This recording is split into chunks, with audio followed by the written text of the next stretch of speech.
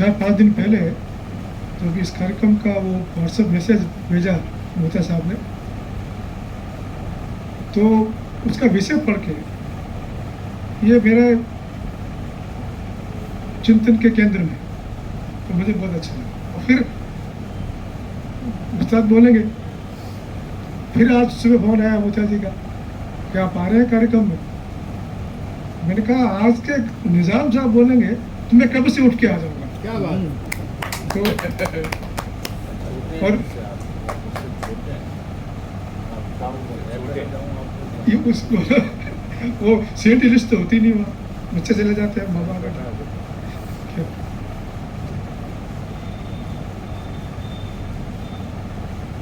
जब जीने के अर्थ की बात करें तो अभी किसी ने कहा कि जीने का अर्थ मनुष्य ही है जो सोचता है।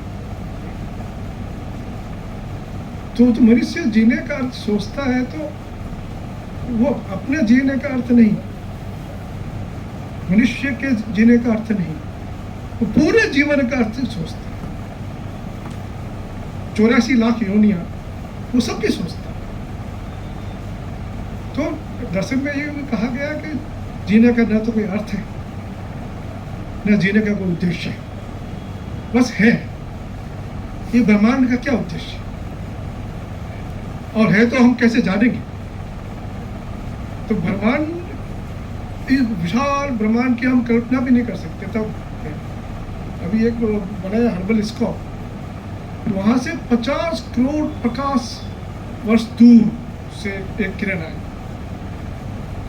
सूरज हमसे सिर्फ 8 मिनट प्रकाश दूरी पे है। तो कल्पना करें 55 करोड़ प्रकाश वर्ष की दूरी पे जो है वहां से आई, उसको हमारा वो हर्बल कैमरा पकड़ रहा है। और वो कोई अंत नहीं है, वो कोई ब्रह्मांड की सीमा नहीं है, तो उससे हम कल्पना भी नहीं कर सकते। तो जीवन की कल्पना भी, तो जीवन का उद्देश्य और जीवन का अर्थ बहुत, तो शास्त्रों की बात न करके मैं जब अपने आसपास, अपने परिवार, अपने पड़ोस, अपने गांव में, अपने शहर में पेड़ पौधों को और चिड़ियों को, सबको देखता है, तो तब जीवन का अर्थ मैं क्या लेता? जिन दार्शनिकों ने कहा, तो उन दार्शनिकों ने उसका अर्थ लिया, मैं क्या लेता? तो निश्चित ही जैसे वो कैदे हयात, एक उर्दू का फ्रेज है, कैदे हयात और गमो बंदे गम, सॉरी वो थोड़ा बोल रहा हूँ, तो उसमें ये बड़ा अजीब सा एक प्रयोग, कैदे हयात, जीवन को एक कारागृह कहा गया। तो जीवन के कारागृह का क्या मतलब? तो मैंने जो उसको ये समझा कि जो हमारा डीएनए ही के बिना कोई जीवन नहीं, न वायरस का, न बैक्टीरिया का, न पेड़ पौधों का, न मनुष्य का, किसी का भी। तो वो डीएनए की जो जद है, जो सीमा, उसमें कैद में जो हयात है। क्या तो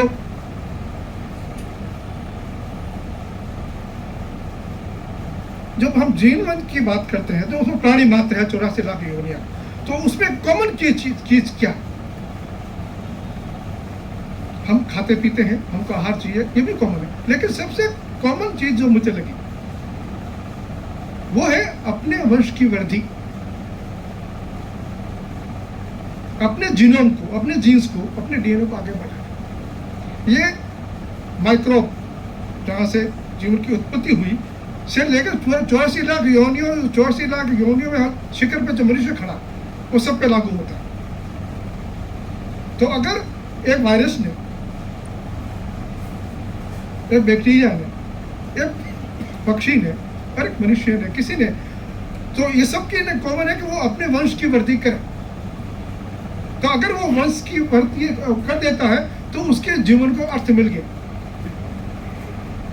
एक जीवन के अर्थ का हम जो खोजते हैं तो जीवन, इसका जीवन निरर्थक गया, इसका जीवन सार्थक है। ये देख के या ये पढ़ के मेरा जीवन सार्थक हो गया, ये काम करके मेरा जीवन सार्थक हो गया। तो ये जो जीवन की अर्थवत्ता,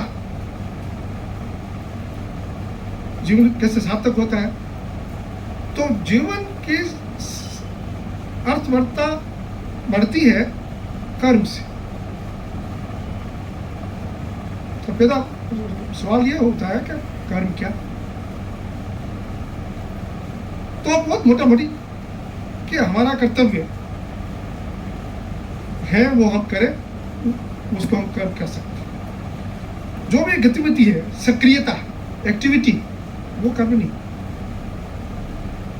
हमारा हृदय धड़क रहा है, हम सांस ले रहे हैं, ये भी एक एक्टिविटी है, लेकिन ये अनैच्छिक एक्टिविटी है, इसको हम कर्म नहीं कह सकते। एक गतिविधि है जिस देह को कायम रखने के लिए जरूरी है, खाना पीना वगैरह, तो ये हमारा अस्तित्व को बनाए रखने की जरूरी है, ये भी कोई कर्म नहीं है। कर्म है खाना पीना, कर्म नहीं है खाने पीने की व्यवस्था करना कर्म। खाना पीना सोना ये धर्म के लिए जरूरी है, लेकिन खाने पीने और सोने की व्यवस्था करना ये कर्म की श्रेणी में आ सकता है। और खाने पीना ये प्राणी मात्र करता है, कीड़े मकोड़े भी करते हैं, सब करते हैं। मनुष्य इसके अतिरिक्त, तो जैसे वो किंग लुथर ने कहा कि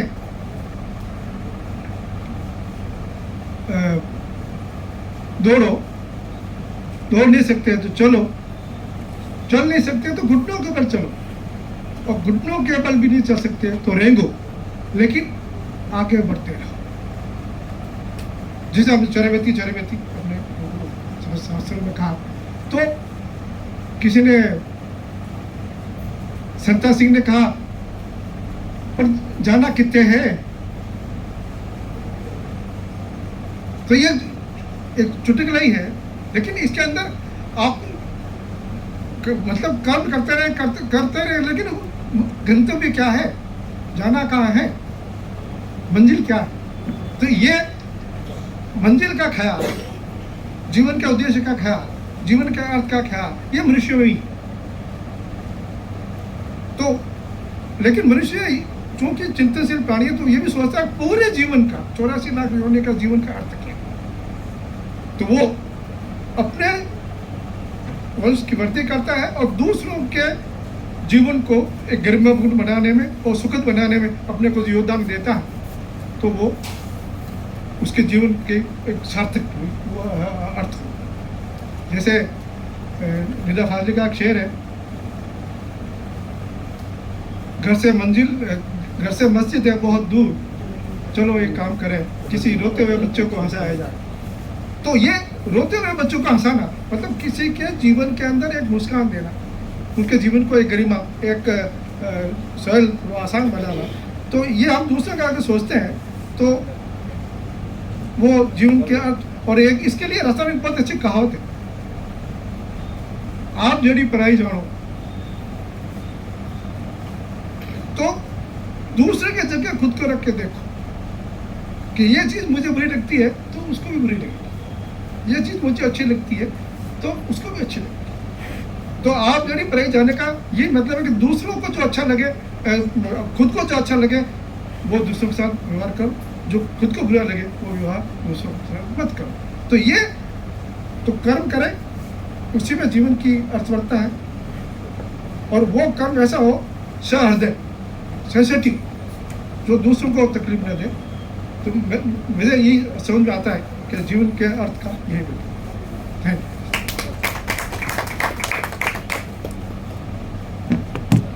बहुत धन्यवाद है कैलाश जी। और 84 लाख योनियों की चर्चा के साथ जीवन का अर्थ, वंश वृद्धि, ये जो मूलभूत प्रश्न हमारे साथ जुड़े रहते हैं और सामाजिक परिवेश और अपेक्षाएं भी उसमें एक भूमिका निभाती हैं। उसके चलते क्या हम सचमुच अपने अर्थ की तरफ बढ़ रहे होते हैं या कुछ ओढ़ कर आगे बढ़ रहे होते हैं, वो भी एक प्रश्न रहता है। अब जैसे कि मैं पहले निवेदन कर रहा हूँ, दोहराने के लिए ये रसूल अमजादों की पंक्ति याद करते हुए कि प्रार्थनाएं दोहराने से खराब नहीं हो जाती तो इसलिए तो हम बहुत संक्षेप में अपनी बात करते हुए फिर निजाम साहब की तरफ बढ़ेंगे। और एक हमारे बीच में एक और मेरे मित्र जो कि बड़े नाम हो जाते हैं तो फिर हम उनको मित्र कहने से ऐसा लगता है कि हम अपना कद बढ़ा रहे हैं, वो बात नहीं है। लेकिन ये पीपी नागौरी साहब जो हैं, MBA के अलावा लॉ और पता नहीं क्या क्या पढ़ाई इन्होंने करी, फार्मेसी का पूरा डिपार्टमेंट इन्होंने लाचू कॉलेज में इस्टेब्लिश किया और ये बहुत शॉर्ट आफ्टर प्रोफेसर साहब हैं कि भाई हमारे यहाँ फार्मेसी डिपार्टमेंट लगा दो। पर उसके अलावा बहुत श्रद्धा वाले हैं, प्रेम वाले होने के साथ साथ चिंतक भी हैं। और बहुत पहले जब हम बात करते थे तो हम इस तरफ बढ़ते थे कि हमें अपना रिमोट कंट्रोल किसी दूसरे के हाथ में नहीं देना चाहिए, पर अब क्या पता हम अपना संभाल के रख पाए कि नहीं रख पाए। तो ये इनकी उपस्थिति में पुनः समय का उल्लेख करते हुए कि 5-7 मिनट में